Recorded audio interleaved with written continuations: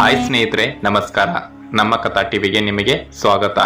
ಸ್ನೇಹಿತರೆ, ಕತೆ ಅಂದ್ರೆ ಅಲ್ಲಿ ಹಾಸ್ಯ, ಮನರಂಜನೆ, ನೀತಿ, ಸ್ಫೂರ್ತಿ, ಹಲವಾರು ವಿಧವಾದಂಥ ಅರ್ಥವಿರುತ್ತೆ. ಸೊ ನಮ್ಮ ಇವತ್ತಿನ ಕತೆ ಬಂದ್ಬಿಟ್ಟು ನಿಮಗೆ ಮನರಂಜನೆಯನ್ನು ನೀಡುವಂತ ಒಂದು ಕಥೆಯಾಗಿದೆ. ಕಥೆಯ ಹೆಸರು ವರ್ಷದ ಮಹಾಮೂರ್ಖ ಅಂತ. ಕಥೆನ ಕೊನೆಯವರೆಗೂ ಕೇಳಿ, ತುಂಬಾನೇ ಚೆನ್ನಾಗಿದೆ. ವಿಜಯನಗರದ ರಾಜ ಶ್ರೀಕೃಷ್ಣ ದೇವರಾಯನ ಕಾಲದಲ್ಲಿ ಯಾರು ಬೇಕಾದರೂ ವರ್ಷದ ಮಹಾಮೂರ್ಖ ಸ್ಪರ್ಧೆಯಲ್ಲಿ ಭಾಗವಹಿಸಬೇಕಾಗಿರುತ್ತೆ. ಆ ಸ್ಪರ್ಧೆಯಲ್ಲಿ ಗೆದ್ದವರಿಗೆ 5,000 ಚಿನ್ನದ ನಾಣ್ಯಗಳನ್ನು ಕೊಡ್ತಾ ಇರ್ತಾರೆ.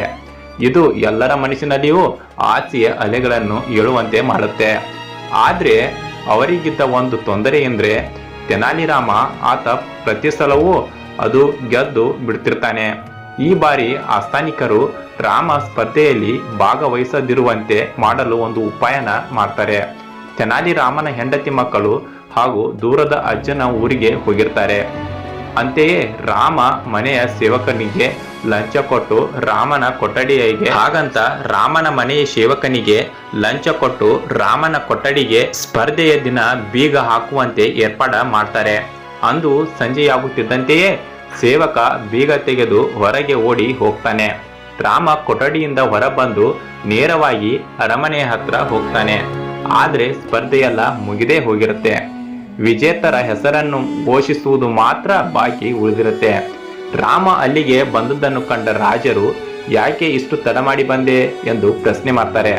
ಅದಕ್ಕೆ ರಾಮ, ಪ್ರಭು, ನನಗೆ 100 ಚಿನ್ನದ ನಾಣ್ಯಗಳು ಅವಶ್ಯಕತೆ ಇತ್ತು, ಅದನ್ನು ಹೊಂದಿಸುವಲ್ಲಿ ತೊಡಗಿದ್ದೆ ಎಂದ. ಅಯ್ಯೋ ಮೂರ್ಖ, ನೀನು ಈ ಸ್ಪರ್ಧೆಯಲ್ಲಿ ಭಾಗವಹಿಸಿದ್ದರೆ 100 1000 ಚಿನ್ನದ ನಾಣ್ಯ ಗೆಲ್ಲಬಹುದಿತ್ತು. ನೀನು ನಿಜವಾಗಿಯೂ ಮೂರ್ಖನೇ ಸರಿ ಎಂದ ರಾಜ. ಹೌದು ಪ್ರಭು, ತಮ್ಮ ಮಾತೇ ಸರಿ, ನಾನು ಮೂರ್ಖನೇ ಎಂದು ದನಿಗೂಡಿಸ್ತಾನೆ ತೆನಾಲಿ ರಾಮ. ನೀನು ಮೂರ್ಖ ಮಾತ್ರವಲ್ಲ, ಮಹಾಮೂರ್ಖನೇ ಸರಿ, ನಿನ್ನಂತವನನ್ನು ನಾನು ಎಲ್ಲಿಯೂ ನೋಡೇ ಇಲ್ಲ ಅಂದ್ಬಿಟ್ರು ಶ್ರೀಕೃಷ್ಣ ದೇವರಾಯರು. ಅದರರ್ಥ ನಾನು ಸ್ಪರ್ಧೆಯಲ್ಲಿ ಗೆದ್ದಂತೆಯೇ ಅಲ್ಲವೇ ಮಹಾಪ್ರಭು ಎಂದು ರಾಮ ಮೆಲ್ಲಗೆ ಕೇಳ್ತಾನೆ. ಈಗ ರಾಜನಿಗೆ ತನ್ನ ತಪ್ಪಿನ ಅರಿವಾಯಿತು. ತನ್ನ ಮಾತಿನಿಂದ ಇತರರ ಆಸ್ಥಾನಿಕರಿಗೂ ನಿರಾಸೆಯಾದರೂ ಸಹ ತೆನಾಲಿ ರಾಮನನ್ನು ವಿಜಯಿ ಎಂದು ಹೇಳಲು ಹೆಮ್ಮೆ ಎನಿಸಿತು. ಅಂತೆಯೇ ತೆನಾಲಿ ರಾಮನೇ ವರ್ಷದ ಮಹಾಮೂರ್ಖ ಎಂದು ಘೋಷಣೆ ಮಾಡ್ತಾರೆ. ಸ್ನೇಹಿತರೆ, ಇದಾಗಿತ್ತು ಇವತ್ತಿನ ಕತೆ. ಈ ಕತೆ ನಿಮಗೆ ಇಷ್ಟ ಆದರೆ ಒಂದು ಲೈಕ್ನ ಮಾಡಿ ಮತ್ತು ಇನ್ನೂ ಇಂಥ ಹೆಚ್ಚಿನ ಕಥೆಗಳಿಗಾಗಿ ನಮ್ಮ ಚಾನೆಲ್ನ ಸಬ್ಸ್ಕ್ರೈಬ್ ಮಾಡಿ. ನಮ್ಮ ಕಥಾ ಟಿವಿಗೆ ನಿಮ್ಮ ಬೆಂಬಲವಿರಲಿ. ಮತ್ತೆ ಮುಂದಿನ ಕಥೆಯಲ್ಲಿ ಸಿಗೋಣ. ಧನ್ಯವಾದಗಳು.